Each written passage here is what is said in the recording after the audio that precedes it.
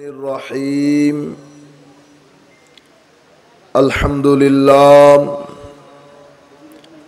الحمد لله رب العالمين والعاقبة للمتقين والصلاة والسلام على سيدنا ومولانا محمد النبي الأمين المكين الكريم الحنين الرؤوف الرحيم وعلى آله وأصحابه أجمعين أما بعد فقد قال الله تعالى عز وجل في القرآن الكريم بسم الله الرحمن الرحيم إن الله وملائكته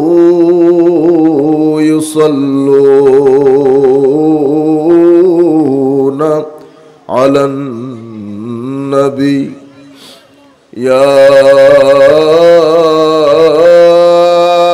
أيها الذين آمنوا صلوا عليه وسلموا تسليما صلاة يا رسول الله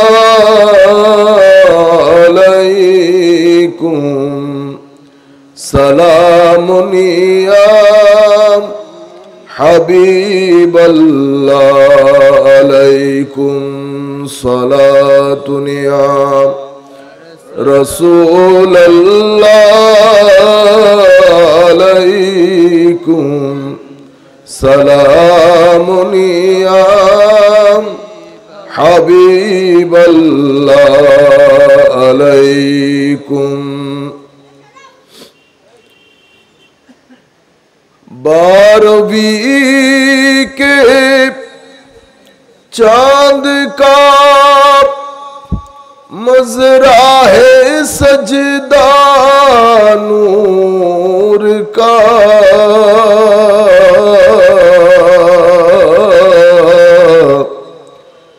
बारह बरजू से झुका एक सितारा नूर का सलातुन या रसूल अल्लाह अलैकुम सलामुन या हबीब अल्लाह अलैकुम तेरी नस्ल पाक में बच्चा बच्चा नूर का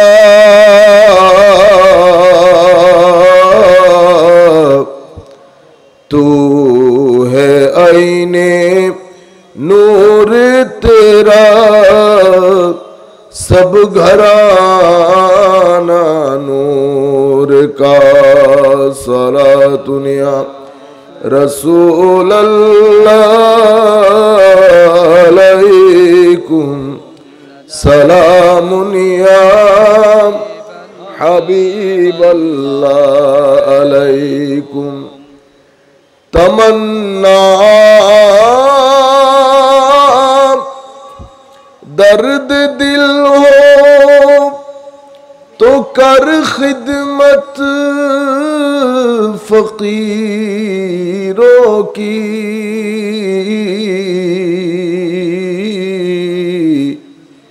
नहीं मिलता ये गौहर बादशाहों की खजीनों में सलातुन या रसूल अल्लाह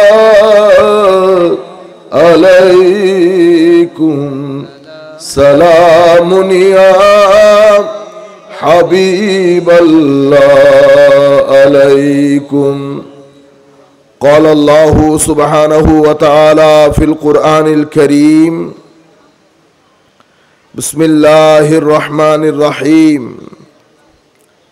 إن الله لا يغير ما بقوم حتى يغيروا ما بأنفسهم. وأيضا قال الله سبحانه وتعالى: من يطع الله ورسوله ويخشى الله ويتقي فأولئك هم الفائزون. صدق الله مولانا العظيم وصدق رسوله النبي الحبيب الكريم ونحن على ذلك لمن الشاهدين والشاكرين. رب صل وسلم وبارك عليه. উপস্থিত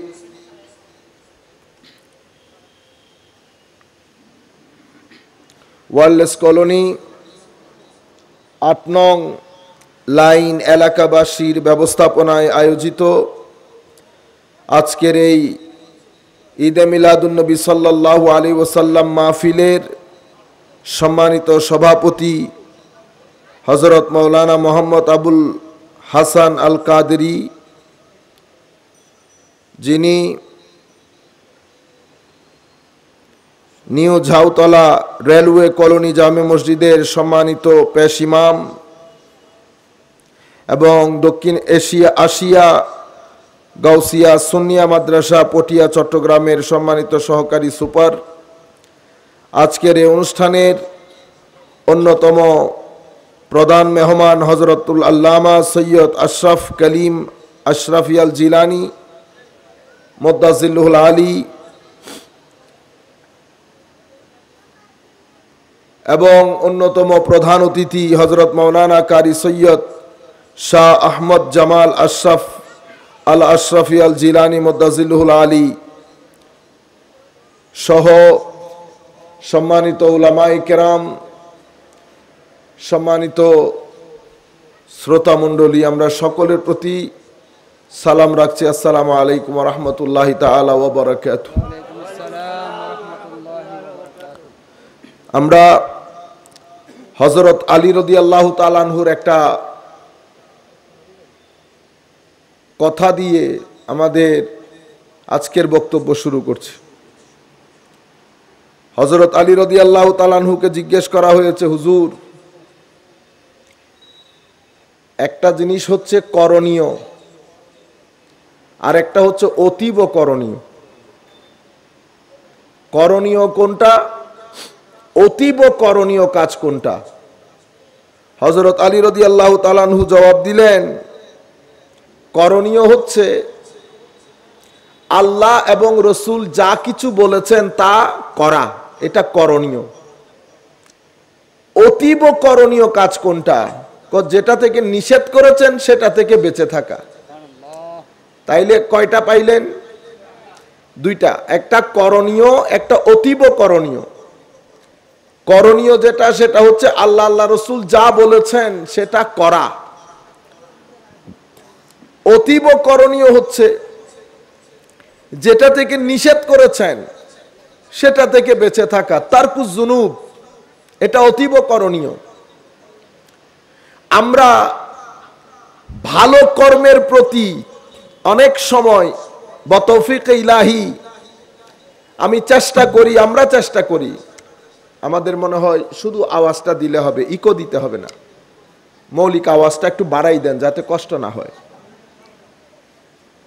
আমরা অনেক সময় ভালো কাজ করি কিন্তু মন্দ কাজ ত্যাগের যে একটা অভিপ্রায় সেটা থেকে আমরা দূরে অনেক। মানি ভালো কাজও করি, গালিও দেই, ভালো কাজও করি, খারাপ ব্যবহারও করি।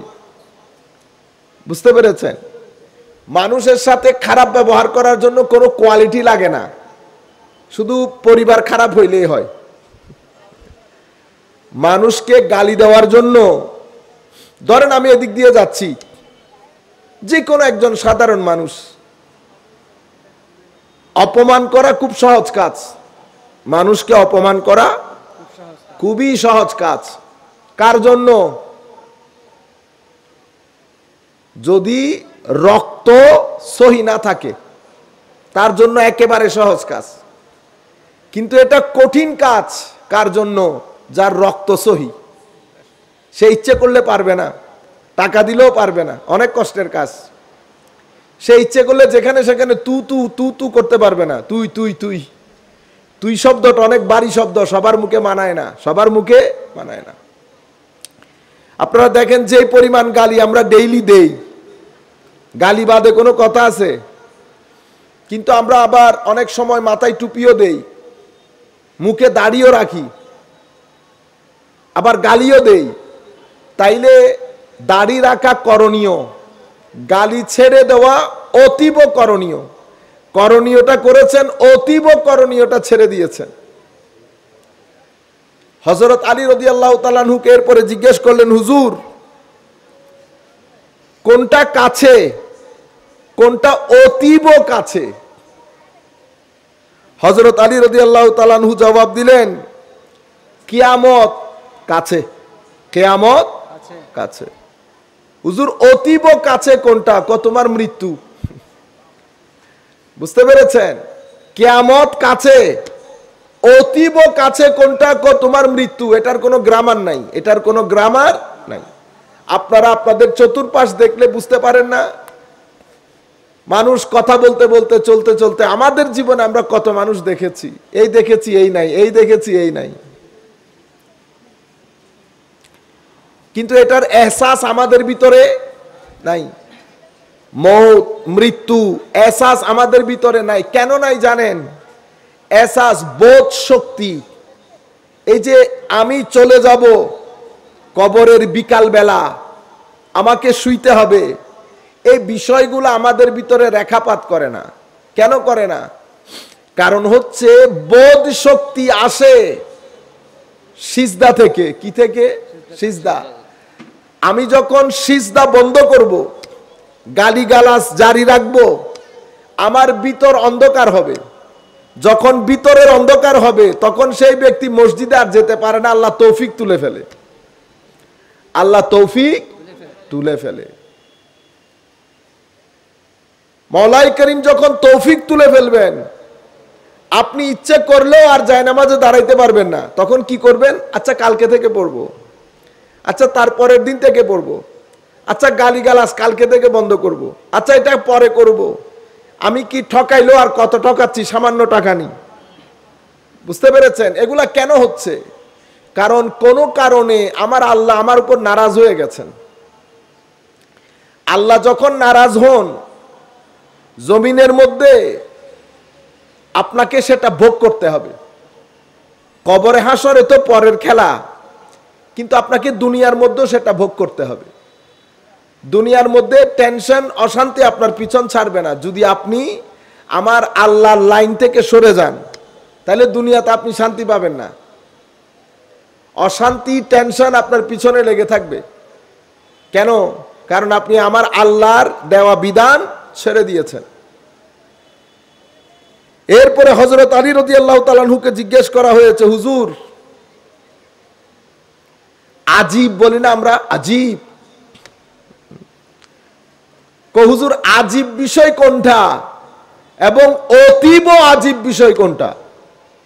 হযরত আলী রাদিয়াল্লাহু তাআলা আনহু জবাব দিলেন, আজীব হচ্ছে দুনিয়া, অতীব আজীব হচ্ছে দুনিয়ার প্রতি আপনার আসক্তি। এটা অতীব আজীব বিষয়। কেন অতীব আজীব বিষয়? কারণ আমি প্রত্যেক দিন দেখছি, আমার অভিজ্ঞতা আমাকে বলছে এটা, এই জায়গাটা সব সময়ের জন্য না। কারণ আমি আমার আশপাশ দেখলাম আমার আত্মীয় স্বজন, পাড়া প্রতিবেশী অলরেডি এক জেনারেশন খতম, এখন আমার জেনারেশন চলছে। আমার মধ্যে আশেপাশে অসংখ্য লোক দুনিয়া থেকে চলে গেছে। তাইলে এর পরেও যদি এটার উপর আসক্তি জন্মে, এটা অনেক আজীব বিষয় না? হযরত আলী রাদিয়াল্লাহু তাআলা আনহু জবাব দিলেন, আজীব দুনিয়া, অতীব আশ্চর্যের বিষয় হচ্ছে দুনিয়ার প্রতি আপনার আমার আসক্তি, প্রেম, ভালোবাসা। এরপরে হযরত আলী রাদিয়াল্লাহু তাআলা আনহুকে জিজ্ঞেস করা হয়েছে, কঠিন কোনটা এবং অতীব কঠিন কোন কাজ? হায় হায়। হযরত আলী রাদিয়াল্লাহু তাআলা আনহু জবাব দিলেন, কঠিন হচ্ছে তোমার কবরের বিকাল। কবরের বিকাল এটা একটা মিনি কিয়ামত মানুষের জন্য, মানে কিয়ামতের প্রথম কিয়ামত। যে দিন মানুষ মারা যান সেই দিনের বিকাল ওই ব্যক্তির জন্য একটা বড় কিয়ামত। তো হুজুর অতীব কঠিন কোনটা? অতীব কঠিন হচ্ছে সেই কবরের মধ্যে যদি আপনি কোনো সম্পদ নিয়ে না যান। আপনি যখন কোনো সম্পদ ছাড়া কবরে ঢুকে যাবেন, এটা অতীব কঠিন। আপনি বড় সাহসী মানুষ। আপনারা বুঝতে পেরেছেন? সম্মানিত উপস্থিতি, আল্লাহ রাব্বুল আলামিনের এই যে নিজাম, দিন রাত মাস সপ্তাহ, এগুলা সার্কেলের মতো করে ঘুরছে। যখন সপ্তাহ গিয়ে মাস, মাস গিয়ে বছর, তখন আপনার চুল এবং দাড়ির খবর হয়, সাদা হয়ে যায়। আমি আরেকজনের বয়স দেখি, কারণ তার দাড়ি দেখি, কিন্তু নিজেরটা নিজে কখনো খেয়াল করি না। নিজেরটা নিজে কখনো খেয়াল করি না। এই ধরনের মজলিস, এই ধরনের মাহফিলগুলো আমাদেরকে সেই দিবসের কথা স্মরণ করিয়ে দেয়, সেই দিনের কথা রিমাইন্ডিং। এটাকে কি বলে? রিমাইন্ডিং। আপনাকে স্মরণ করিয়ে দিচ্ছে। এই যে আপনি এই মজলিসে বসলেন, আপনার লাভ কি? আমাদের এখানে আমরা লাভ ক্ষতির যে হিসাব আমাদেরকে শেখানো হয়েছে, সেই হিসাব আমাদেরকে আজকের এই পরিস্থিতিতে পৌঁছে দিয়েছে। কাশ আমাদেরকে যদি আগে লাভ ক্ষতির হিসাবটা সুন্দর করে শেখানো হইতো, আজকে আমরা এই পরিস্থিতি দেখতে হইতো না। আমাদের এখানে আমাদের প্রত্যেককে, আপনারা এখানে যারা উপস্থিত হয়েছেন, মাইকম্যান বলেন, ক্যামেরাম্যান বলেন, কেউ একরা আল্লাহর দরবারে বলতে পারবে না যে হুজুর আল্লাহ আমি তো গরিব মানুষ। বলতে পারবে? বলতে পারবেন। কারণ দুনিয়া পরিচালনার জন্য যত ধরনের মানুষ দরকার, আল্লাহ তত ধরনের মাইন্ড বানাইছেন। একটা মাহফিল করবেন তো মাহফিলের মধ্যে কয় ধরনের মাইন্ড দরকার, কয় ধরনের লোক? শামিয়ানা মারানোর লোক দরকার, লাইটিং এর লোক দরকার, ক্যামেরার লোক দরকার, স্পিকারের লোক দরকার, মাইকের লোক দরকার। সবাই যদি বক্তা হয়ে যায় তো এটা আসবে কোত্থেকে? এখন কোনো কারণে দুইজন যদি ভাত খাইতে চলে যায়, মাইক যদি ডিস্টার্ব শুরু করে, আপনি আমি যদি উল্টা লটকে যাই, সোজা করতে পারবো এটারে? তাহলে কি বোঝা যাচ্ছে? তাহলে বোঝা যাচ্ছে এই ধরনের একটা মাহফিলের জন্য উনিও একটা ইম্পর্টেন্ট জিনিস। তো যিনি ইম্পর্টেন্ট জিনিস তাকে সম্মান করতে হবে না? আপনারা বুঝতে পারতেছেন? তাইলে এখানে কি বোঝা গেল? আমাদের সমাজের প্রত্যেক ব্যক্তি সম্মানের, কারণ প্রত্যেক ব্যক্তি একটা দায়িত্ব পালন করতেছে না? আপনার আশেপাশে যদি দেখেন, আমি কিছু কথা চেষ্টা করি সব জায়গায় মানুষকে শুনিয়ে, আমি চাচ্ছি একটা সংস্কার হোক, মানুষের চিন্তা চেতনা বুদ্ধি বিবেচনা খুলুক। বাঁশ যিনি এখানে গেড়েছেন, উনি আইসা যদি বলতেন আমি পারবো না করতে, আপনি করেন? আমার মতো মানুষ যদি 3 দিন কাজ করে এখানে, এটা করতে পারবো? তা আপনি বলছেন বড় আলেম। তাইলে বুঝতে হবে যে আমার একটা জায়গা আছে, সেই জায়গার মধ্যে আমি মাস্টার। এই ব্যক্তির একটা জায়গা আছে, সেই জায়গার মধ্যে এই ব্যক্তি মাস্টার। আমি এই ক্ষেত্রে তার ছাত্র, সে এই ক্ষেত্রে আমার ছাত্র। তাইলে তো দুইজন শিক্ষক, দুইজন। তাইলে আপনি পণ্ডিতি করলেন কেন? এককভাবে কেউ পণ্ডিত না। আমি যদি এখন সাউন্ড সিস্টেমের জিনিসগুলা শিখতে চাই, কার কাছে যাইতে হবে? ওই বসে আছে এর কাছে। তো যিনি শিখান ওনাকে কি বলে? শিক্ষক। যিনি পড়েন তারে ছাত্র বলে। তো আমি মাইকের ক্ষেত্রে তার ছাত্র, সে আমার শিক্ষক। তাইলে এটাতে কি বুঝলেন? এগুলো আপনারা আপনাদের সন্তানদেরকে শিখাবেন, যেন নতুন প্রজন্মের বাংলাদেশ একটা নতুন বাংলাদেশ হয়। গালি গালাজ, তুই তুকারি, এগুলা যেন বন্ধ হয়। মানুষকে মানুষ হিসেবে যেন আমরা সম্মান দিতে পারি। এটা আমার নবী আমাদেরকে শিখিয়েছেন। এটা মিলাদুন নবীর শিক্ষা। এটা মিলাদুন নবীর। শুধুমাত্র গরম গরম কথা শুনে নারাই তকবির দিয়ে সকালে ঘরে চলে গেলেন, কোনো ফায়দা নাই, কোনো ফায়দা। আমার নবী খুশি হবে না এগুলাতে। যতক্ষণ পর্যন্ত আমার ব্যক্তি চরিত্রের মধ্যে পরিবর্তন না আসবে, বুঝতে পেরেছেন? আপনারা কি চাউল খান না ভাত খান?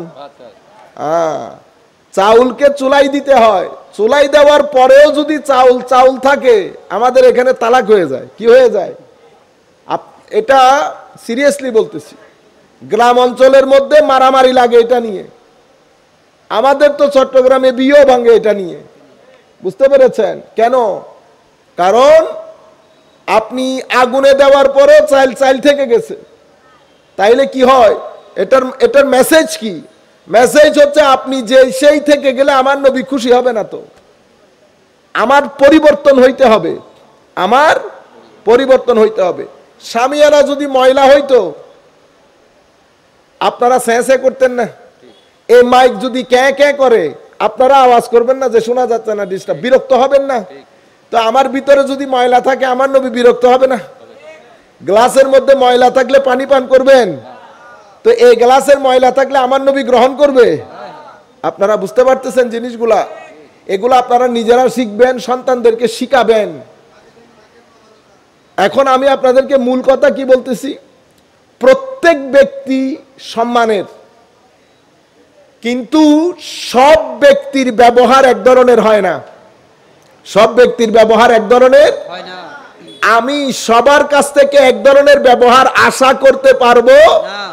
প্রত্যেকেই যার যার পরিবার, যার যার শিক্ষা অনুযায়ী ব্যবহার করবে। এখন আপনি যদি কাপড় চোপড় বইটা মাই শুরু করে দেন, হবে? এখন আপনি যদি বলেন তোমার কত বড় সাহস, তুমি আমার সাথে এই ব্যবহার করলা, না না না। সব সময় মাথায় রাখবেন, আপনি যার সাথে কথা বলতেছেন সেই ব্যক্তির একটা অবস্থান আছে।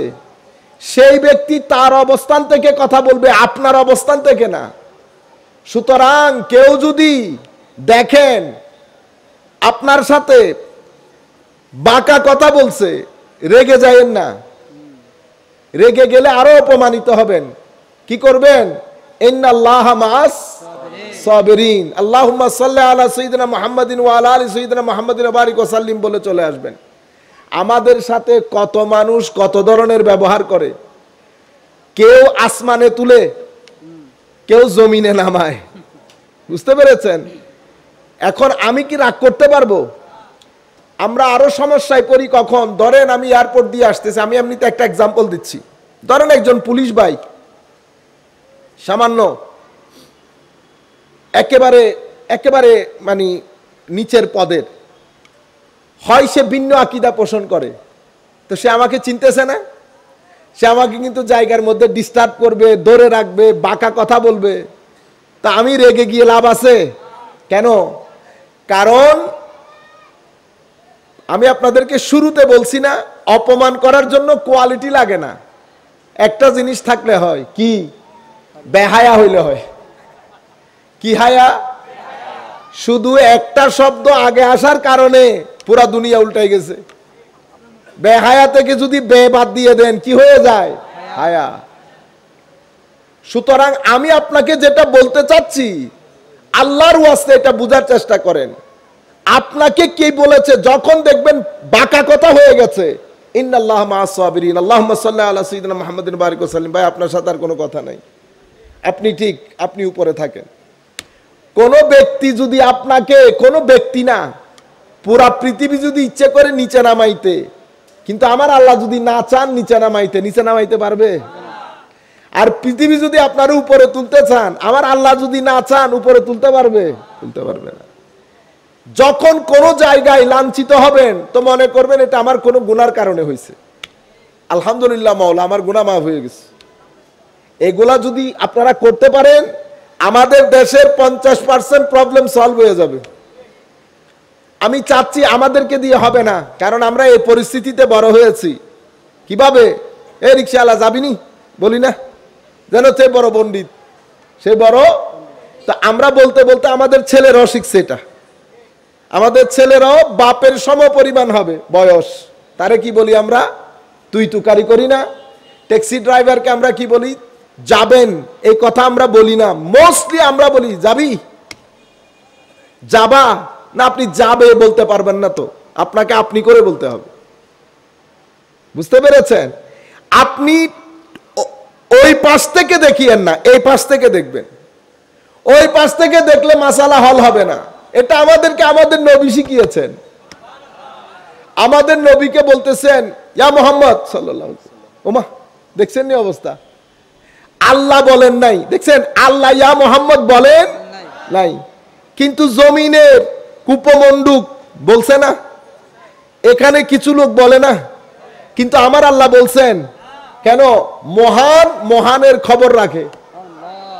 মহান মহানের, ক্ষুদ্র মানুষ মহান বুঝে না, কিন্তু আমার নবী রাগও করে না। আমার নবী কখনো থাপ্পড়ও দেয় নাই, রাগও করে নাই। কেন? কারণ একটা সমাজের সুস্থতার জন্য সবচেয়ে গুরুত্বপূর্ণ হচ্ছে সেই সমাজের মানুষের ব্যবহার। সেই সমাজের মানুষের ব্যবহার। রয়ে গেল কাজকর্ম। কাজকর্ম তো এক একজন এক একটা করবে। যদি এক একজন এক এক কাজ না করে, তাইলে তো এই যে আমার পাশে এটা বোধহয় কলেজ, ঠিক না? এখানে কি সবাই পড়ান? তো যদি সবাই পড়ান তাহলে গ্রিল লাগাবে কে? আপনি। শিক্ষক এসে কি গ্রিল লাগাবে? এটা আমাকে বুঝতে হবে। কেউ গ্রিল লাগায়, কেউ দেওয়াল বানায়, কেউ টয়লেট বানায়, কেউ টয়লেট পরিষ্কার করে, সবাই মিলে এক সমাজ। প্রত্যেক ব্যক্তি গুরুত্বপূর্ণ, প্রত্যেক ব্যক্তি গুরুত্বপূর্ণ। সেই কারণে প্রত্যেক ব্যক্তি সম্মানের দাবিদার। আমার নবী, আমার আল্লাহ সিস্টেম কি বানিয়েছেন? আমার আল্লাহ সিস্টেম বানিয়েছেন, কে বাঁশের কাজ করে, কে গাছের কাজ করে, এটার উপর বিচার হয় না। বিচার কিসের উপর হয়? বিচার হবে আপনি কতটুকুন দিনদার সেটার উপর। সেই কারণে আকল সবার এক ধরনের, আকল সবার এক ধরনের। কেউ রবিবারকে সোমবার বলে? বলে না। মুরগির মাংস আমি যেরকম খাই উনিও সেরকম মজা করে খাইতেছে। সোমবারকে আমিও সোমবার বলি, উনিও সোমবার বলেন। আকলের দিক দিয়ে সবাই সমান। মৃত্যুর আগ পর্যন্ত গলি ভিন্ন, মৃত্যুর পরে গলি একটা। গলি, রাজা প্রজা মহারাজা সবাই এক গলি দিয়ে হাঁটে। মসজিদের খাট একটা, মসজিদের খাট একটা, কাফনের কাপড়ের রঙও একটা। চোখ বন্ধ করেছেন তো গলি একটা, চোখ বন্ধ করার আগ পর্যন্ত গলি 10টা। কেউ এই গলির, কেউ এই গলির, কেউ এই গলির। আমার আল্লাহ বলছেন ওই কোন গলির উপর ভিত্তি করে আমি বিচার করি না, বিচার করি দিনদারির উপর, বিচার করি দিনদারির উপর। এখন দিনদারি কোত্থেকে শিখবো? এই মাহফিল থেকে। কোত্থেকে শিখবো? মাহফিল থেকে। বিভিন্ন নামে নামে মাহফিল করতে হবে, নতুবা আমি জাতিকে দিন কিভাবে শিখাবো? এখন আপনি যদি বেদাত বলেন, তো আপনি বলেন দিন কেমনে শিখাবেন? আমি আপনার কাছে জানতে চাই। আপনি যদি বলেন এই মিলাদ এটা বেদাত, ওকে, ফেয়ার এনাফ, ভেরি গুড। আপনি আমাকে বলেন জাতিকে দিন কিভাবে শিখাবো? আপনি বিশ্ব ইস্তেমা করেন না? করেন। ওইটা আপনার দিন শিখানোর জন্যই তো করেন। আমি কিন্তু বেদাত বলি নাই, বলছি? তো আপনি যে যুক্তির ভিত্তিতে ওইটা করেন, একই যুক্তির ভিত্তিতে আমি এইটাও করি। বুঝছেন? উদ্দেশ্য আপনার যেটা, আমারও সেইটা।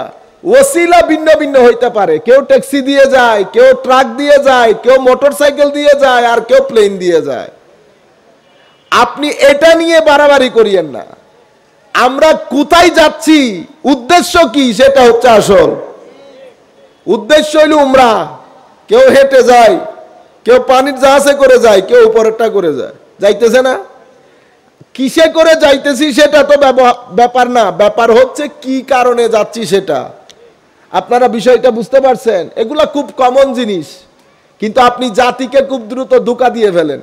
এগুলা বলে ছেলেরাও চিন্তা করে বেদাত। কেন বেদাত? কি কারণে বেদাত? আপনি যদি বলেন এটা আমার নবীর যুগে ছিল না, তোর নবীর যুগে কি বিশ্ব ইস্তেমা ছিল? আমি এক ব্রাশ দিয়ে কালার করব, 2 ব্রাশ দিয়ে না। সেম ব্রাশ হওয়া দরকার না। তাহলে এই মিলাদুন নবী সাল্লাল্লাহু আলাইহি ওয়াসাল্লামের এই মাহফিলগুলা, এগুলা হচ্ছে উম্মতের দিন শিকার জায়গা। দিন শিকার। আমরা মেরাজুন নবীর মাহফিল করি কিনা? কেন করি? উদ্দেশ্য কি? দিন শিখানো। কি শিখানো? আছে না, বিরিয়ানি আমরা খাই না এমনিতে, ঘরের মধ্যে মিষ্টি আনেন না, তো এমনিতে মিষ্টি বিরিয়ানি খাওয়া আর আমার ছেলে মেয়ের বিয়েতে মিষ্টি বিরিয়ানি খাওয়া এক, উপলক্ষ ভিন্ন। উপলক্ষের, এটা মানুষ তো, এটা আল্লাহ গরু ছাগলকে দান করেন নাই। এই বিষয়গুলা মানুষ উপলক্ষ খুঁজে, উপলক্ষকে মানুষ এনজয় করে, এটা মানুষের নেচার। এটা নিয়ে মারামারি করার কোনো দরকার নাই। আপনারা বুঝতে পেরেছেন? আমরা কি করি? মহরম শরীফ এসেছে, উপলক্ষ মাহফিল করি। উদ্দেশ্য কি? জাতিকে দিন শিক্ষা দেওয়া। কেন শিক্ষা দিতে হচ্ছে? কারণ জাতির শিক্ষা ব্যবস্থার মধ্যে দিন নাই। সাহাবায়ে কেরামের জমানায় কেন দরকার হয় নাই? কারণ যিনি আল্লাহ প্রদত্ত শিক্ষক উনি সামনে আছেন। আবার কোন শিক্ষার দরকার?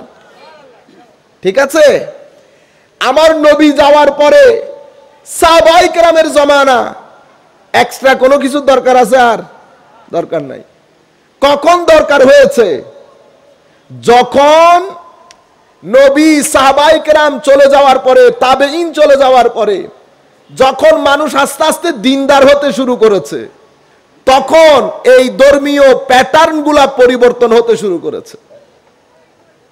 উদ্দেশ্য হচ্ছে দিন শিক্ষা। কি শিক্ষা? দিন শিক্ষা। আমাদেরও খেয়াল রাখতে হবে। আমরা যদি এখানে এসে হাসি ঠাট্টা, ঠিক কিনা বলেন, আপনারা বলেন ঠিক, এগুলা না, এটা দিন শিখার জায়গা। আপনারা বুঝতে পেরেছেন? আমি যখন এখান থেকে প্রোগ্রাম করে চলে যাব 1-1.5 ঘন্টার বক্তব্যে, আপনিও বুঝতে হবে, আমাকে বুঝতে হবে আমি কি শিখাইছি, আপনি কি শিখছেন। ঠিক আছে? এবং যা শিখবেন তা নিয়ে চিন্তা করবেন, ছেলে সন্তানের সাথে এগুলা শেয়ার করবেন এবং প্র্যাকটিক্যাল করার চেষ্টা করবেন। কেন করবেন? দ্বীনের শিক্ষা কেন দরকার? আমরা মনে করি কি হুজুর সোয়াবের জন্য। সোয়াব আছে, সোয়াব আছে, সোয়াব তো আল্লাহ দিবেন, কিন্তু মনে রাখেন স্কুলের শিক্ষা করেন না আপনারা? স্কুল, কলেজ, ইউনিভার্সিটি, চাকরি বাকরি সবকিছু কেন করেন? একজন একজনকে যদি জিজ্ঞেস করি, সবাই উত্তর দেবে হুজুর ভালো একটা চাকরির জন্য। অথচ শিক্ষার উদ্দেশ্য কিন্তু ওইটা না। শিক্ষার উদ্দেশ্য ম্যানেজার বানানো না, ভালো মানুষ বানানো। কি মানুষ বানানো? ঢাকা বিশ্ববিদ্যালয়ের দায়িত্ব কি? ম্যানেজার বানানো, ভালো মানুষ বানানো। আমি শিক্ষা গ্রহণ করি একটা চাকরির জন্য, চাকরির দরকার টাকার জন্য, টাকা দরকার ভাতের জন্য, ভাত দরকার বেঁচে থাকার জন্য। ভাত কোথায় যায়? পেটে। অশান্তি কোথায় লাগে? বুকে। তো আপনি পেটের ভাত পেটে দিলেন, এটার ভাত এখানে দিতে হবে না। এখন দিলের ভাত কি? মনেরও ভাত দরকার আছে না? মনের খাদ্য মনকে যদি না দেন কি হবে? আপনার আত্মহত্যা করতে মন চাইবে। আমাদের দেশে আত্মহত্যা বেড়ে গেছে, এটা জানেন? কেন বেড়ে গেছে? যদি মসজিদ, মিলাদ এগুলা না থাকতো, আমি আপনাকে গ্যারান্টি দিয়ে বলতেছি, আমাদের অনেক লোক বলে না এত মাহফিল, মানুষ হেদায়েত হইতেছে না। না, হেদায়েত হইতেছে না, এটা আপনার কথা। আপনি মসজিদ, জুমা, মাহফিল বাংলাদেশে 1 বছরের জন্য বন্ধ করেন, ক্রাইম রেট, আত্মহত্যার রেট হু হু করে যদি বেড়ে না যায়, তাহলে আমরা মাহফিল বন্ধ করে দেব। নিয়ামত এসে যাচ্ছে তো খবর নাই। আমি আপনাদেরকে এই পয়েন্টটা খুব মনোযোগ দিয়ে শুনবেন, ছেলেদেরকে বোঝানোর চেষ্টা করুন। আরেকটু বেটা একটু সাউন্ড আরেকটু ইয়া করা যায়? কষ্ট হয়ে যাচ্ছে। আরো 5 মাস আছে এক মাহফিলে, এটা তো জাস্ট এমনিতে দর্শের প্রোগ্রাম। আমি আপনাদেরকে বলতে চাচ্ছিলাম, তাইলে আবার বলি, কলেজ, ইউনিভার্সিটি, শিক্ষা সবকিছু চাকরির জন্য, চাকরি টাকার জন্য, টাকা ভাতের জন্য, ভাত পেটের জন্য।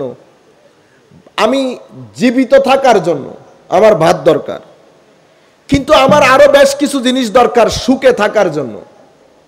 ভাত আমাকে সুখ দেয় না, ভাত পেট ভরায়, জীবন উপকরণ। শান্তি কিসে আসে? শান্তি শুধুমাত্র আল্লাহর জিকিরের মধ্যে আসে। আলা বিযিকরিল্লাহি তাতমাইন্নুল কুলুব। আপনি যদি আল্লাহ রসুল ছেড়ে দেন আপনি শান্তি পাবেন না। আপনি আপনার জীবনের মধ্যে স্থিরতা খুঁজে পাবেন না। আপনি শুধুমাত্র 2 জেনারেশনের মধ্যে যদি কম্পেয়ার করেন ইজিলি বুঝে যাবেন। আমার বাপ দাদাদের ওই জেনারেশন, আমাদের জেনারেশন, 2 জেনারেশনের মধ্যে যদি আপনি বুঝার চেষ্টা করেন বুঝতে পারবেন তারা অনেক সুখী। সমাজের মধ্যে যে সুখ থাকে এটা কেমনে বুঝবেন? এটা আরো সহজ বুঝা। যেই সমাজের মধ্যে সুখ থাকবে সেই সমাজের ক্রাইম রেট নিচের দিকে যাবে, সুইসাইড রেট নিচের দিকে যাবে, ডিভোর্স রেট নিচের দিকে যাবে। সমাজের মধ্যে আরো যে অরাজকতা, রাস্তাঘাটে দাঁড়িয়ে ছেলেদের ইফটিজিং থেকে শুরু করে সব নিচের দিকে যাবে। তাইলে বোঝা যাবে সমাজ শান্তির মধ্যে আছে। সমাজ অশান্ত হয়ে যাচ্ছে কেমনে বুঝবেন? আপনি যখন ডাক্তারের কাছে যান, আপনি যখন বলেন ডাক্তার সাহেব আমার ব্যথা লাগতেছে বুকে, ডাক্তার কি ব্যথা দেখে? ব্যথা আপনি দেখছেন? আপনি তো বোধ করতেছেন, সাফার করতেছেন, ভোগ করতেছেন সেটা, কিন্তু ডাক্তার তো ব্যথা দেখে নাই। ডাক্তার কি করে? আপনাকে কিছু প্রশ্ন করে, উপসর্গ বের করার চেষ্টা করে। যখন আপনার উপসর্গ বুঝে ওই উপসর্গ অনুযায়ী চিকিৎসা দেয়। ঠিক আছে? তো সমাজের মধ্যে রোগে ধরে। রোগ যে সমাজের মধ্যে হয়েছে সেটা কিভাবে বোঝা যাবে? সেটা বোঝা যাবে সমাজের কিছু অরাজকতা দিয়ে। এই অরাজকতা আপনাকে বলবে সমাজের মধ্যে ক্যান্সার হয়েছে। সেগুলা এটা বছরের একটা মাস আছে যেই মাসে বাংলাদেশ সহ পুরা পৃথিবীর বুকে ক্রাইম রেট একেবারে নিচে নেমে যায়, সুইসাইড রেট নিচে নেমে যায়, ডিভোর্স রেটও নিচে নেমে যায়। আপনারা জানেন সেই মাসের নাম কি? রমজান মাস। কি মাস? পৃথিবীর জন্য সেটা একটা আশ্চর্যের বিষয়। পুরা পৃথিবী এত আইন কানুন করে এই জিনিসগুলাকে নিচে নামাইতে পারে না। মাহে রমজান আসলে অটোমেটিক্যালি জিনিস নিচে নামা যায়। জিন্দেগিতে মসজিদে যায় না, তার মাথায়ও টুপি চলে আসে। গালি দিতে দিতে বলে আবার বলে আস্তাগফিরুল্লাহ, দাঁড়া দাঁড়া দাঁড়া, আমি রোজা রাখছি কিন্তু। বুঝতে পারছেন? যে কাজ দিন করতে পারবে সেটা দুনিয়া করতে পারবে না। আপনারা বুঝতে পারছেন? তাইলে দিন কেন দরকার? শুধু কবর হাসরের জন্য না, দুনিয়ার জন্য দিন। দিন বাদ দিয়ে দুনিয়া করতে পারবেন না। যদি দিন বাদ দিয়ে দুনিয়া করা যাইতো আমেরিকা ইংল্যান্ড করতে পারতো, পারতেছে? এখন অশান্তি, শান্তি নাই। 13 বছরের মেয়ে বাসা থেকে বের হয়ে যাচ্ছে, মা তাকে জিজ্ঞেস করতে পারতেছে না তুমি কোথায় যাচ্ছ। এটা শান্তির জীবন? এই কারণে দিন ওভাবে দরকার যেভাবে দুনিয়া দরকার। সুতরাং আপনারা যারা আছেন আপনাদের ছেলে মেয়েকে আপনারা জিনিসগুলা বুঝাবেন এই আন্দাজে। কবর হাসর যদি বলেন ওরা কবর হাসর পর্যন্ত যেতে চাইবে না। আগে বুঝাবেন দুনিয়ার জন্য দিন দরকার। এখন আসেন, ধরেন আপনি দিন পালন করতেছেন না, নামাজ মুখী না, দিন মুখী না, আল্লাহ মুখী না, রসুল মুখী না, তো এখন কি হবে? আমার আল্লাহর কোরআন শরীফের মধ্যে একটা শব্দ এসেছে সুন্নাতুল্লাহ। আপনারা বলেন সুন্নাতুল্লাহ মানে আল্লাহর সুন্নত। আপনারা তো নবীর সুন্নত জানেন। সুন্নত মানে নিয়ম, তরিকা।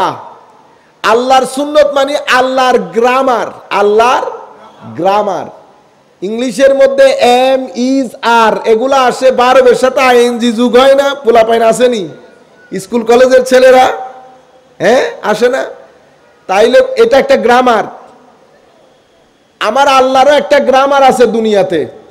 সেই গ্রামার হচ্ছে যত নবী রাসূল আল্লাহ পাঠিয়েছেন এই নবী রাসূলগুলার কথা যদি শুনেন দুনিয়া একরকম, কথা যদি না শুনেন দুনিয়া আরেক রকম হবে।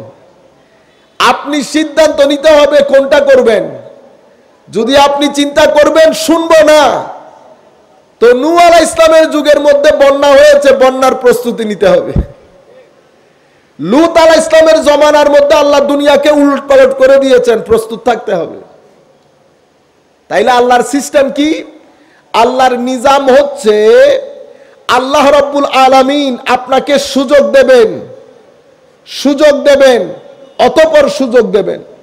আপনি যদি সেই সুযোগ গ্রহণ না করেন, আল্লাহ রাসূলের বিধানকে বৃদ্ধাঙ্গুলি দেখান, আন্ডার এস্টিমেট করেন, আমার আল্লাহর নিজাম হচ্ছে পৃথিবীর মধ্যে ফাসাদ তৈরি হয়ে যাবে এবং সেই বিশৃঙ্খলা পৃথিবীব্যাপী ছড়িয়ে পড়বে। সেই বিশৃঙ্খলা আপনার জীবনকে অস্থির করে ফেলবে। আপনি শুধু আসা যাওয়া করবেন, এটার ভিতরে শান্তি থাকবে না, আসল কোয়ালিটি লাইফ থাকবে না। আমার আল্লাহ বলছেন, যহারাল ফাসাদু ফিল বাররি ওয়াল বাহর বিমা কাসাবাত আইদিন নাস লিইউযিকাহুম বা'দাল্লাযী আমিলু লাআল্লাহুম ইয়ারজিউন। পৃথিবীর মধ্যে ফাসাদ ছড়িয়ে পড়েছে চতুর্মুখী। কিভাবে ছড়ালো? এটা তোমরা নিজেদের মাধ্যমে করেছো। কেন করলাম? আমি তোমাদেরকে বলেছি নূহ আলাইহিস সালামের নৌকায় উঠার জন্য, তোমরা উঠলা না। কেন উঠলা না? কারণ দুনিয়া এবং দুনিয়ার লোভ তোমাদেরকে পাগল করে আখিরাত ভুলিয়ে দিয়েছে। আমি এখন আপনাদের সম্মুখে একটা হাদিস পড়ব। হুজুরে করিম রউফুর রহিম সাল্লাল্লাহু আলাইহি ওয়াসাল্লাম ইরশাদ করেন, আল্লাহুম্মা সাল্লি আলা সাইয়্যিদিনা মাওলানা মুহাম্মদ ওয়া আলা আলি সাইয়্যিদিনা মাওলানা মুহাম্মদ।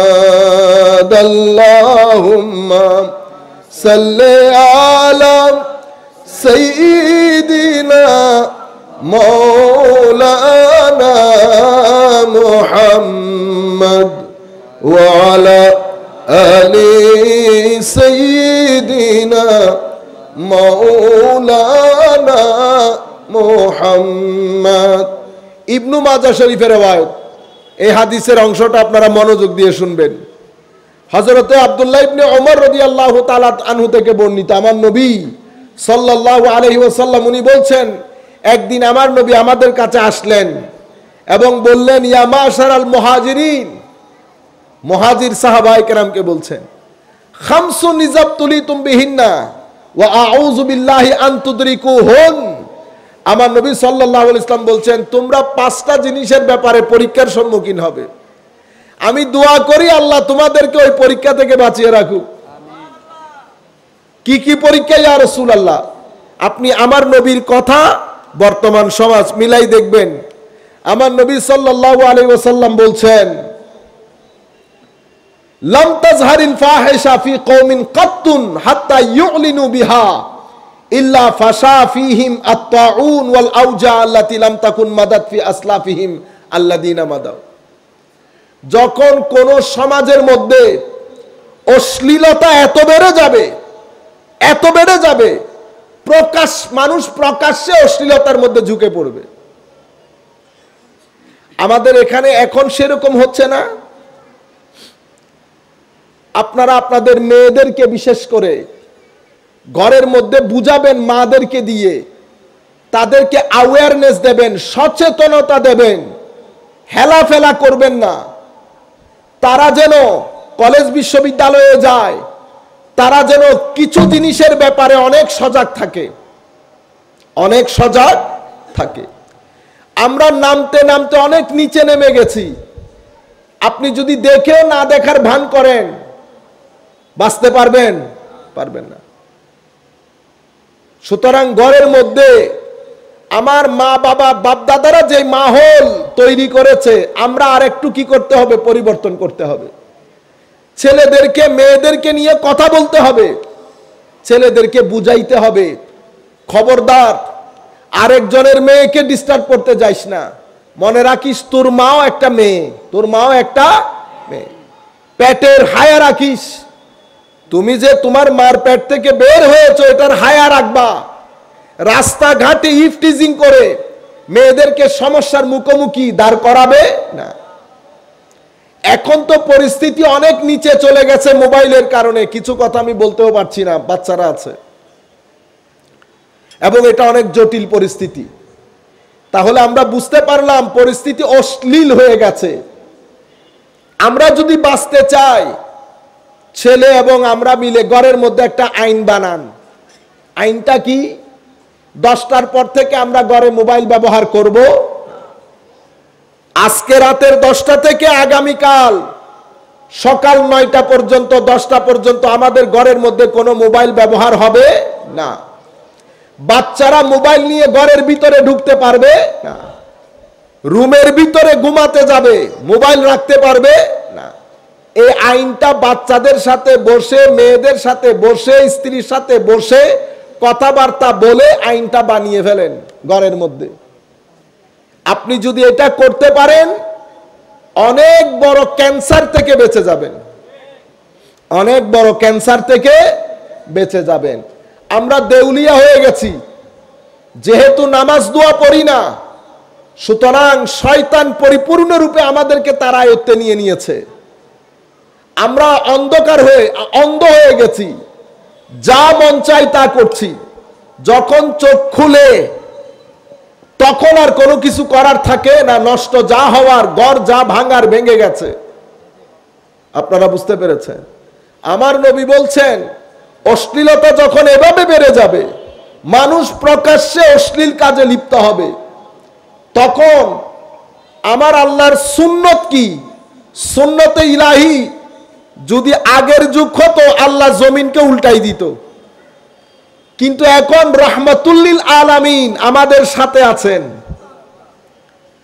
যেহেতু রহমাতুল্লিল আলামিন আছেন, আমার আল্লাহর গ্রামার পরিবর্তন করে দিয়েছেন। ওয়ামা কানা আল্লাহু লিউআযিবাহুম ওয়া আনতা ফীহিম।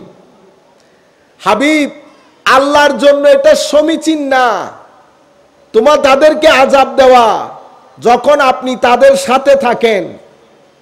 তাইলে জমিনের মধ্যে আযাব আসে না দুই কারণে, একটা আমার নবী, আর একটা আমাদের মধ্যে যারা অনেক মুমিন মুত্তাকি পরহেজগার, তাদের ইস্তেগফার।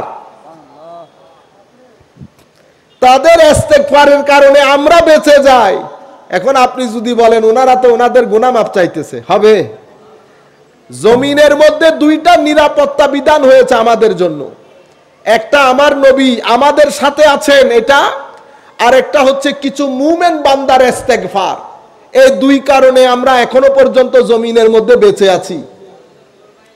আল্লাহর সুন্নত কি?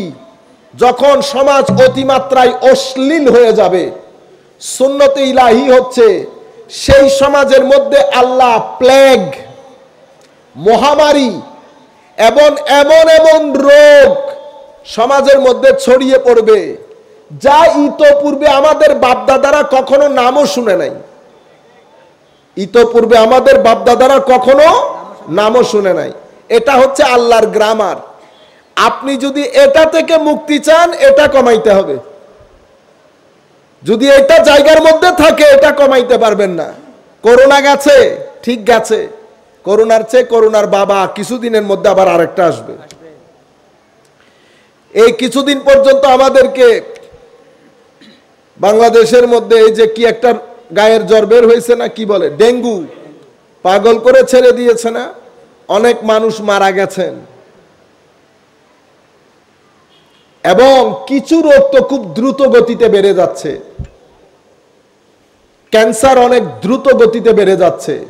দোয়া করি আল্লাহ রাব্বুল আলামিন এই ধরনের অপ্রতিরোধ্য রোগ থেকে আল্লাহ আমাদেরকে, আমাদের পরিবার পরিজন, আত্মীয় স্বজনকে হেফাজত করুন। এরপরে আমার নবী সাল্লাল্লাহু আলাইহি ওয়াসাল্লাম ইরশাদ করছেন, ওয়ালাম ইয়ানকুসুল মিকিয়াল ওয়াল মিজান ইল্লা উখিযু বিসসিনিন ওয়া শিদ্দাতিল মাউনা ওয়া জাওরিস সুলতানে আলাইহিম। আমার নবী সাল্লাল্লাহু আলাইহি ওয়াসাল্লাম ইরশাদ করছেন, যখন পরিমাপে আপনারা কম দেবেন, পরিমাপে যদি কম দেন তো তিনটা জিনিস হবে। দুর্ভিক্ষ আসবে, শাসকের তরফ থেকে অত্যাচারের শিকার হবেন, বালা মুসিবত আসবে। আপনারা বুঝতে পেরেছেন? কয়টা জিনিস? দুর্ভিক্ষ, দুর্ভিক্ষ মানে কি? দুর্ভিক্ষ মানে হচ্ছে খাওনের মধ্যে শর্টেজ থাকবে, অথবা আপনি যা মন চাই খেতে পারবেন না, অথবা আপনার খাওয়া দাওয়ার অপর্যাপ্ততা থাকবে, পর্যাপ্ততা থাকবে না। দুর্ভিক্ষ থাকবে, শাসকের পক্ষ থেকে অত্যাচারের শিকার হবেন এবং বালা মুসিবত পিছনে লেগে থাকবে। আপনি যদি এটা কমাতে চান, ওইটা কমাইতে হবে। এটা আল্লাহর সুন্নত। আপনি যদি এটা করেন, এই যে ওজনে কম দিচ্ছেন, অথবা হোটেলগুলোর মধ্যে আমরা যা অরাজকতা করি, একটা হোটেল বলতে পারবেন মুসলমানের হোটেল, যেখানে আপনি নিশ্চিন্তে নির্দ্বিধায় খাওয়া গ্রহণ করতে পারবেন? সব তো হাজি সাহেব না। মদিনা শরীফের মধ্যে আমরা আবার এতেকাফও করি।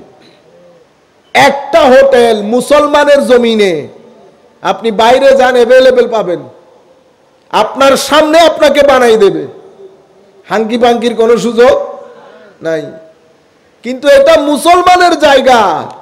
এমন এক জাতি, যখন আমাদের এখানে করোনা বেড়ে যায়, তখন কাফনের কাপড়ের দামও বেড়ে যায়।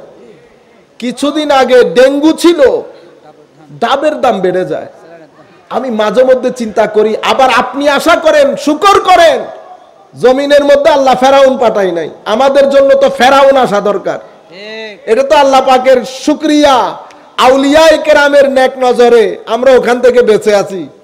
কিন্তু আমাদের জন্য দরকার ফেরাউন। আমরা সেই জাতি না যারা বাচ্চার দুধের মধ্যে মিক্স করি। আবার আমরা কি করি? টুপি টাপি দিয়ে মাহফিলের ইন্তজাম করি। কোনো লাভ নাই, কোনো লাভ নাই। আমাদেরকে পরিবর্তন হইতে হবে। সেই জন্য আমরা হয়তো হতে পারবো না। আমার টার্গেট হচ্ছে আমাদের ছেলেরা যদি 10, 12, 15 বছর যাদের বয়স, আমার মনে হয় তারা আমাদের মতো হবে না। তারা পুরা দুনিয়া দেখছে। কিন্তু সমস্যা হচ্ছে মানুষ পরিবেশের দাস। মানুষ কিসের দাস? পরিবেশের। ট্যানারির মধ্যে যদি আপনি 2-3 দিন থাকেন, ট্যানারির দুর্গন্ধ পর্যন্ত মানুষের নাকে লাগে না। সেই জন্য আমার নবী শুরু থেকে চেষ্টা করেছেন পরিবেশ তৈরি করার জন্য। কেমন পরিবেশ তৈরি করেছেন? গালিহীন, চরিত্রযুক্ত এবং এলমযুক্ত পরিবেশ। হযরত আবু বকর সিদ্দিক রাদিয়াল্লাহু আনহুকে এক ইহুদি ধারাবাহিকভাবে গালি দিচ্ছে সামনে দাঁড়িয়ে। আমার নবী মুস্কি মুস্কি হাসতেছে, দেখছেন? হযরত আবু বকর সিদ্দিক গালি দেখ, সেটা আমার নবী চান নাই, কারণ আমার নবী গালির উপর সমাজকে প্রতিষ্ঠা করতে চান নাই। আমার নবীর জীবনে আমার নবী একটা গালি জবান থেকে বের করে নাই। আমার নবী কখনো এতগুলা যুদ্ধের মধ্যে শরীক হয়েছে, আমার নবী থাপ্পড় দেওয়া দূরের কথা, কাউকে একটা ধাক্কাও দেয় নাই। কাউকে একটা ধাক্কাও দেয় নাই। এমন নবী। কেন? এইটা কেন করেছেন? কারণ হচ্ছে এই যে আমাদের ছেলে পুলে ঘরের মধ্যে গালাগালি শুনে বাইরে আসলো গালাগালি, আপনি এই রাস্তা দিয়ে সামনে কটুক যান, আপনি 100,000 গালাগালি শুনবেন। বাচ্চারা কি করে? এটা পিক আপ করে। ময়লা যেমন শার্টের মধ্যে লাগে, পরার সময় দেখা যায় না, ঘরে আসলে বোঝা যায়, ঠিক সেভাবে বাচ্চারাও সেটা কি করে? পিক আপ করে। কখন বোঝা যায়? যখন 10 বছরের ছেলে অনর্গল গালিগালাজ করে। যখন 10 বছরের ছেলে গালি দেবে, এটা মা বাবার প্রথম দুর্ভাগ্য এবং মা বাবার প্রথম মা বাবার কাজ নিষ্ফল হয়েছে। সুতরাং আমি আপনাদেরকে বলবো, আমরা সবাই মিলে আমরা যদি এই জায়গাগুলোর মধ্যে ঠিক রাখি, বিশ্বাস করেন 3000 টাকা দিয়েও ঘরের মধ্যে শান্তি থাকে। 3000 টাকা দিয়েও আপনি বলবেন, হুজুর এক তরকারি দিয়ে ভাত খাই, আছে না অনেকে? তো এক তরকারি দিয়ে, যারা বিদেশে থাকে তারা কি 2 তরকারি দিয়ে খায়? 2000 থেকে 2023 বছর হয়ে গেছে আমাদের বিদেশের জীবন, হায়াতের অর্ধেক বিদেশে কেটে গেছে। আমরা কি 2 তরকারি দিয়ে খাইছি? বিদেশে যারা থাকে জিগান না, তরকারি বিষয় না, বিষয় হচ্ছে আপনি কতটুকুন খিদা নিয়ে এনজয় করে খাইতেছেন, এটা বিষয়। আইলের পারে কখনো ভাত খাইছেন? আইলের পারে আমার ভাই যিনি কাজ করেন, উনি যখন ক্ষুধার্ত পেট নিয়ে আইলের পারে বসে খান, দেখছেন নি হাসি কোনটা মারে? কি দিয়ে খাইছে? আলু ভর্তা দিয়ে। আপনি তরকারি দেখেন কেন? আপনি তো চিন্তা করবেন আমার আল্লাহ খাদ্যের ব্যবস্থা করেছে, এটা শুকরিয়া আদায় করেন। মনের মধ্যে মজা লাগে, জিহ্বার মধ্যে মজা লাগে, আগে মনের মজা গ্রহণ করেন, অতঃপর জিহ্বার মজা নিয়ে। মনের মজার মধ্যে ডায়াবেটিস হয় না, জিহ্বার মজার মধ্যে ডায়াবেটিস হয়। জিহ্বার মজাতে কোনদিন শুনছেন মনেতে মজা লাগছে বলে ডায়াবেটিস হয়েছে? না। আমাদের মধ্যে কেন যেন এই জিনিসগুলা কারা ঢুকিয়ে দিয়েছে আল্লাহ পাক ভালো জানে।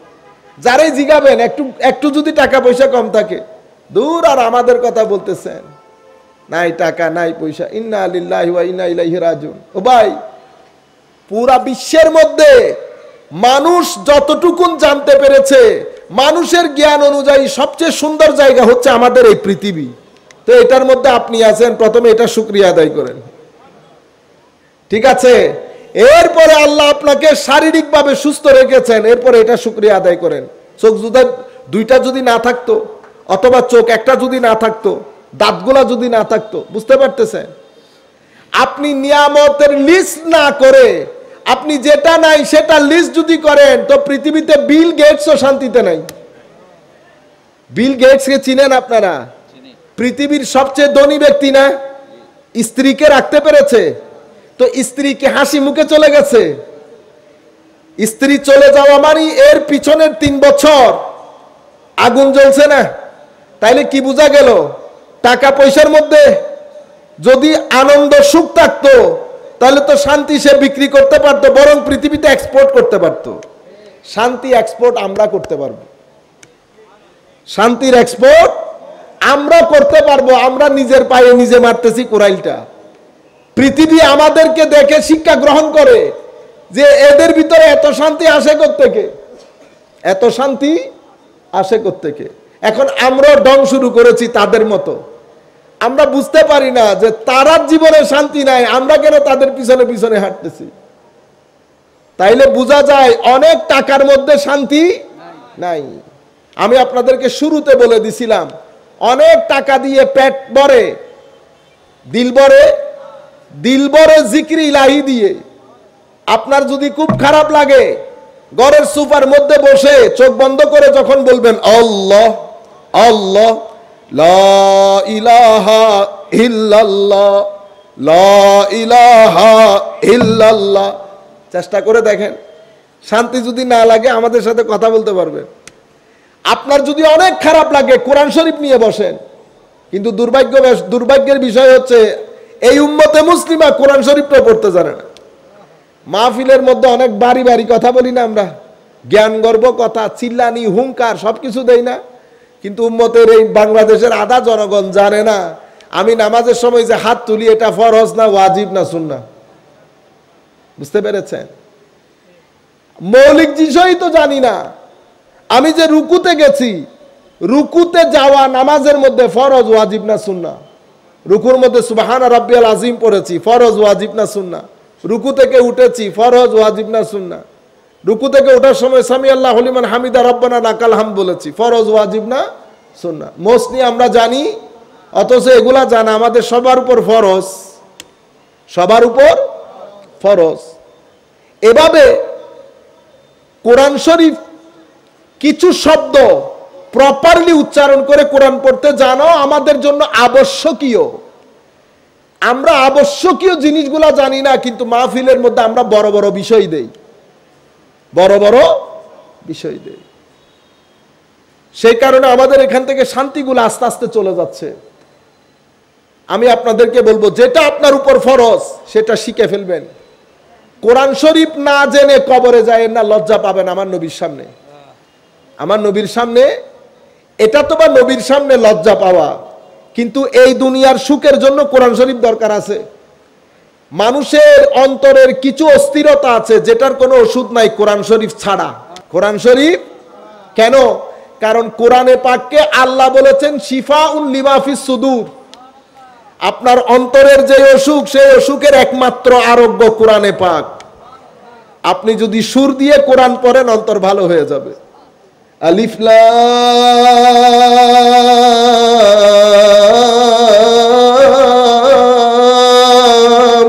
মিম তাহা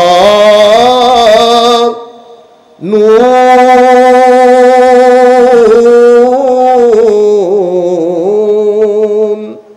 আলাদা ভালো লাগছে না? যদি আপনি বাংলাতে বলেন শরীয়, ভালো লাগবে?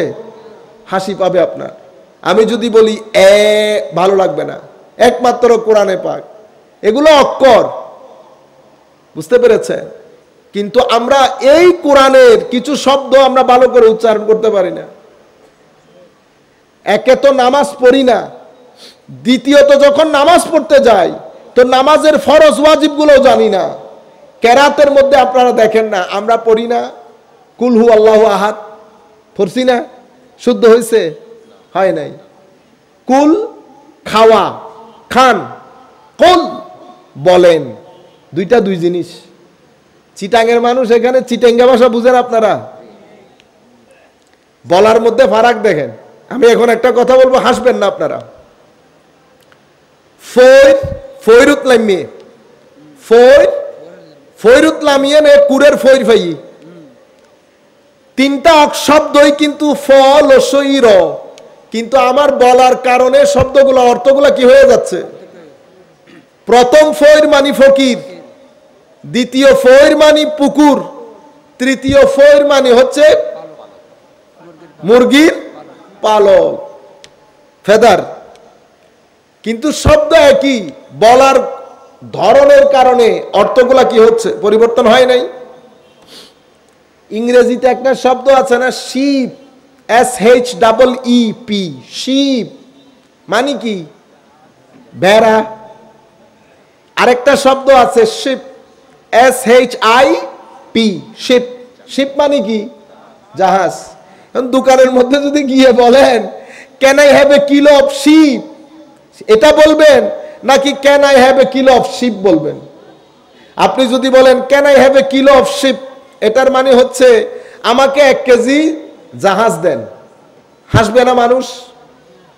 আপনাকে একটু টানতে হবে, শিপ, শিপ, শিপ। এই যে শিপ বলে একটু টান দিছেন, এটা আমরা আরবিতে কি বলি? 2 আলিফ টান। কয় আলিফ? 2 আলিফ। সব জায়গার মধ্যে এই দুর্ঘটনাটা ঘটে। আপনি যদি 2 আলিফ টান না মারেন, অর্থ কি হয়ে যায়? এখন আমার আল্লাহ আমাদেরকে আমার নবী শিখাইছেন বলার জন্য আজানের পরে ইন্নাল্লাহা লা ইউখলিফুল মিআদ, লা ইউখলিফুল, টান আছে না? শিপ, লা ইউখলিফুল, নিশ্চয় আল্লাহ ভঙ্গ করেন না তার ওয়াদা। এখন আমি যদি বলি ইন্নাল্লাহা লা ইউখলিফুল মিআদ, অর্থ কি হয়েছে? নিশ্চয় আল্লাহ তার ওয়াদা ভঙ্গ করেন। পুরা উল্টা হয়ে গেল না? আচ্ছা, আপনারা দোয়া কুনুত পড়েন না? দোয়া কুনুদের মধ্যে কি বলেন? ওয়ালা নাকফুরুকা না ওয়ালা নাকফুরুকা বলেন? মোস্টলি আমরা বলি ওয়ালা নাকফুরুকা। ওয়ালা নাকফুরুকা মানে ও আল্লাহ, আমরা অবশ্যই আপনার সাথে কুফরি করি। আপনি কি কুফরি করেন? আপনার বলার দরকার টান দিয়ে ওই শিপ, ওয়ালা নাকফুরুকা, ওয়ালা নাকফুরুকা, করি না কুফরি। কিন্তু আপনি রাত দিন বলছেন কি? ওয়ালা নাকফুরুকা। আপনারা বুঝতে পেরেছেন? এখন এই প্রাইমারি জিনিসগুলো আমরা জানি না, এবং আমাদের এখানে মসজিদ ভিত্তিক যেই শিক্ষা সেটাও বন্ধ হয়ে গেছে। অথচ মুসলিম উম্মার জন্য ঢাকা বিশ্ববিদ্যালয়ের শিক্ষা যেমন প্রয়োজন, তার চেয়ে বেশি প্রয়োজন মসজিদ ভিত্তিক শিক্ষা। কেন? কারণ আমরা মানুষের জন্য 2টা জিনিস দরকার, একটা হচ্ছে শিক্ষা আর একটা হচ্ছে তরবিয়ত, অনুশীলন। শিক্ষা দিয়ে শিক্ষিত হবেন, তরবিয়ত দিয়ে সুশিক্ষিত হবেন। শুধু শিক্ষা দিয়ে সুশিক্ষিত হওয়া যায় না।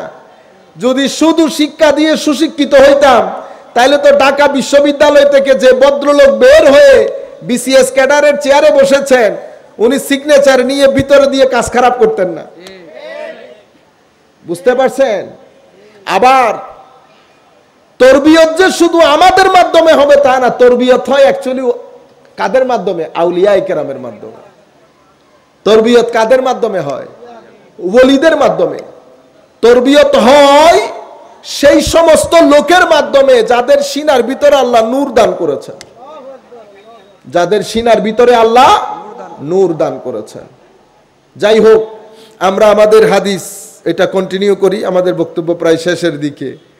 আমি আপনাদেরকে আমার নবী সাল্লাল্লাহু আলাইহি ইসলামের হাদিস বলতেছিলাম। তাহলে আপনি যদি ওজনে কম দেন, হযরত শুআয়ব আলাইহিস সালামের জাতিকে আল্লাহ ধ্বংস করে দিয়েছেন ওজনে কম দেওয়ার কারণে, অথচ আমরা এই কাজটা রাত দিন করি।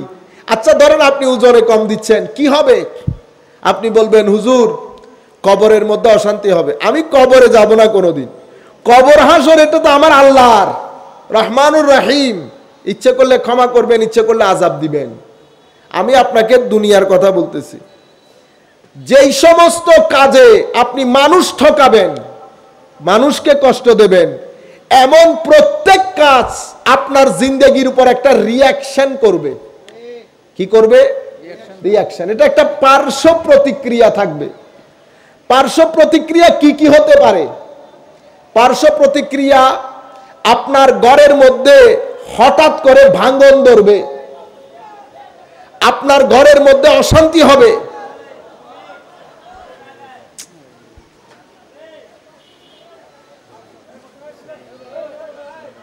দেখে কোনো দরকার আছে বেটা? আমরা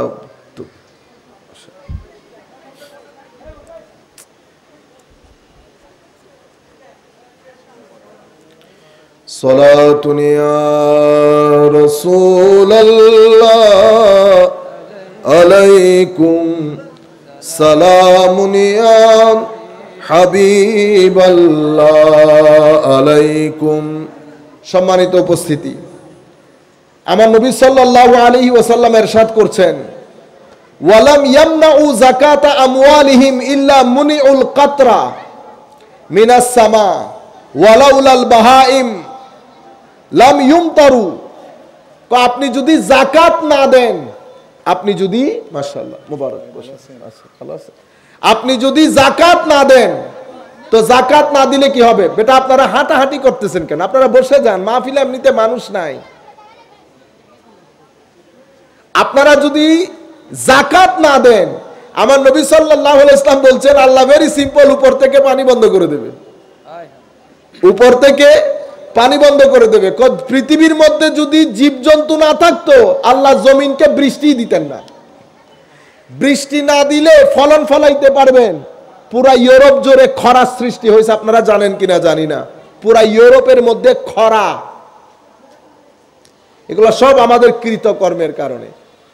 এরপরে আমার নবী সাল্লাল্লাহু আলাইহি ওয়াসাল্লাম বলছেন, ওয়ালাম ইয়ানকুসু আহাদাল্লাহ ওয়া আহাদা রাসূলিহি ইল্লা সাল্লাতাল্লাহু আলাইহিম আদুওয়ান মিন গায়রিহিম ফাআখাযু বা'দা মা ফি আইদিহিম।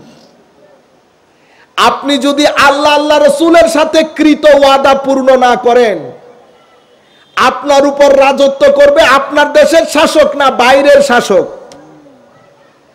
তারা আপনাদের ধনসম্পদ ছিনিয়ে নিয়ে যাবে যে কোনো উপায়ে।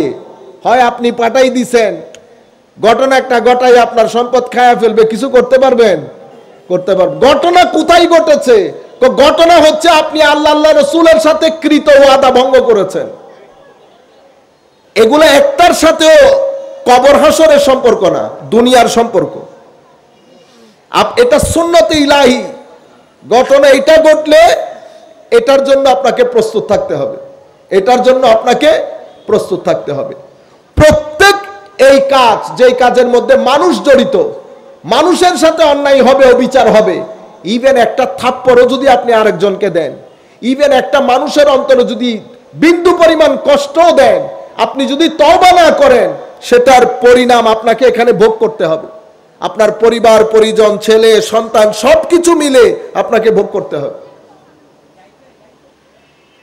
আমার নবী সাল্লাল্লাহু আলাইহি ওয়াসাল্লাম ইরশাদ করছেন, ওয়া মা লাম তাহকুম আইম্মাতুহুম বিকিতাবিল্লাহ ওয়া ইয়াতাখায়্যারু বিমা আনজালাল্লাহ ইল্লা জাআলাল্লাহু বা'সাহুম বাইনাহুম। আমাদের নেতা মন্ত্রী, আমাদের শাসক যদি আমাদেরকে আল্লাহ আল্লাহ রসুলের বিধান অনুযায়ী শাসন না করে তো গৃহযুদ্ধ হবে। গৃহযুদ্ধ মানে ভুল বুঝাবুঝি হবে, একজন আরেকজনকে দোষারোপ করবে, মারামারি হবে, লাঠালাঠি হবে, সব ঘটনা ঘটবে। এগুলা যখন ঘটবে স্বাভাবিকভাবে ফাসাদ পুরা আমাদের সব জায়গার মধ্যে ছড়িয়ে পড়বে, যেটা আল্লাহ কোরআনে পাকের মধ্যে বলেছে, জাহারাল ফাসাদু ফিল বাররি ওয়াল বাহরি বিমা কাসাবাত আইদিন নাস। আমি এই যে কথাগুলো আপনাদেরকে শুরু থেকে আজকে এভাবে বললাম জীবন সংক্রান্ত, এটা কেন বললাম? দেখেন, আমি যদি আপনাদেরকে এমন কিছু কথা বলতাম যেটা ফজিলতের কথা কিন্তু আপনার জীবনের সাথে সংশ্লিষ্ট না, এটাতে আপনার কোনো উপকার হবে? আপনার কোনো উপকার হবে? হয়তো আপনার ভিতরে একটু মজা লাগতো কিন্তু আপনার কোনো উপকার হইতো না। এখন আপনি এই জিনিস, আপনার কাছে একটা প্যারামিটার চলে গেছে, সেই প্যারামিটার অনুযায়ী যদি আপনি কিছুটা হলেও শান্তি ভোগ করতে চান তাহলে আপনাকে আমার নবীর এই রাস্তার মধ্যে আসতে হবে। আমরা দোয়া করি মাওলাই করিম আমাদের ঈদে মিলাদুন্নবী সাল্লাল্লাহু আলাইহি ওয়াসাল্লাম মাহফিলকে সফল সার্থক করুক। এটা আমার আল্লাহর দরবারে আল্লাহ কবুল করুন এবং যারা এই আয়োজন করেছেন প্রত্যেককে আল্লাহ জাযায়ে খায়ের দান করুন। ওয়া মা আলাইনা ইল্লাল বালাগুল মুবিন। আসসালামু আলাইকুম ওয়া রাহমাতুল্লাহি তাআলা ওয়া বারাকাতুহু।